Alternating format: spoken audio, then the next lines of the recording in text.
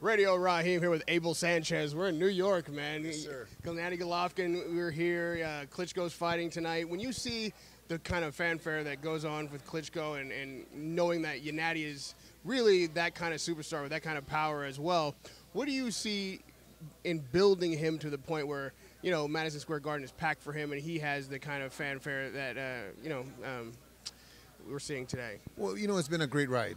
Gennady's given me everything in the gym as I've asked for. We hope to get to that level of a Klitschko as far as filling up the Garden. We hope to get to the level of the next week's fight with Manny and Floyd, but it's a work in progress. Every fight is important. Every opponent is important. Every press conference is important to make sure that we put out our message and make sure that people understand what we're trying to do.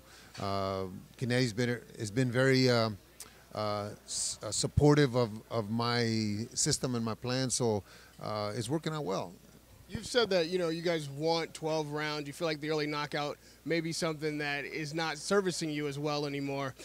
When you see the Monroe fight, I mean, is there a possibility that Monroe goes that long? And would you even tell Gennady to pull off the gas so that he can get some more rounds in? No, I think it's our responsibility to the fans to give them a great fight. And because of that, if Gennady works like he's supposed to, Monroe should not go 12.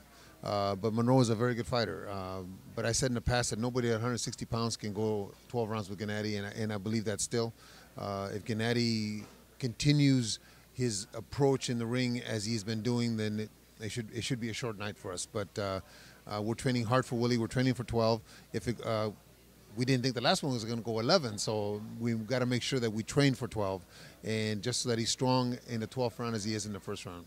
I mean, I know the promoters make these decisions, but if they decide that it's advantageous for him to start moving weight classes to get the kind of matchups, the money, the spotlight that you need, how will your training, Golovkin, change? What do you do when he needs to put on weight and fight guys that are heavier punchers? Actually, he wouldn't put on weight. He's weighing 166, 165 in the gym right now. But when he came to camp, he was 170. So the way that he loses weight coming in camp is that he starts to watch what he eats, limit what he eats, but still eats very well. So it would be a point of just not watching what he eats, just continue to have the steaks that he does every day. He loves steaks. So, but if we fought anybody at 168, let's just say, he'd be coming into the fight probably at 71. You know, a major part of boxing is not just physical, it's mental. Everyone knows that. Well, with Triple G having to sit around and kind of wait patiently to get the matchups that he wants, seeing other guys get big money, be in the spotlight, what are you doing with him mentally to be like, you know, you have to wait, you have to be patient, but still have a fervor for the sport and you get excited about fights that he may be a huge, have a huge advantage in? Well, at this point, it hasn't been an issue because we've only been on the HBO on the U.S. market since 2012. So it hasn't been an issue yet. But I think this year, the Cotto situation with the WBC will really tell us if we're going to fight for the title, if we're not going to fight for the title. This year will be a pivotal point in that. I think that if we get into 216 and we're still not getting those fights, it may be getting frustrating for him. It's not frustrating for me because every fight is important to me. We lose one, we don't prepare the proper way, and we lose one, then we can stop talking about everything else in the future. But so far, it hasn't been frustrating.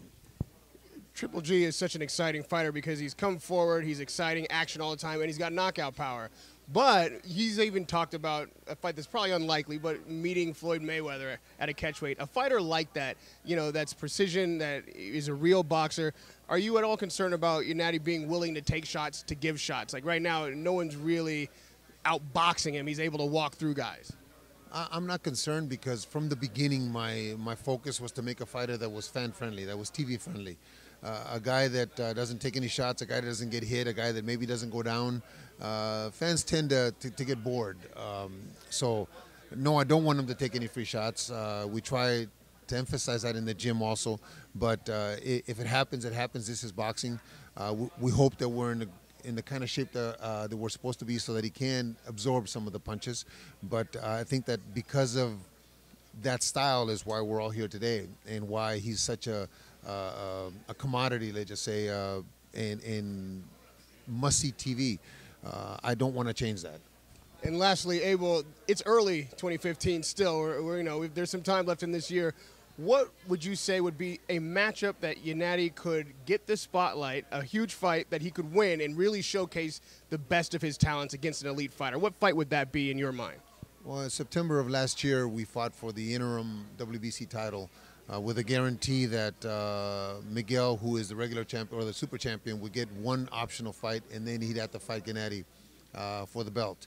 That would be the fight that I think the public is clamoring for, and I think it'd be a great big fight here in New York. I think it's probably bigger than the Garden. But that would be the fight, I think, to cap the year. And if that was the fight, I don't think that we'd fight 4 times. I think that that would be the last fight of the year. Thank you, Abel. Radio Raw here with Abel Sanchez.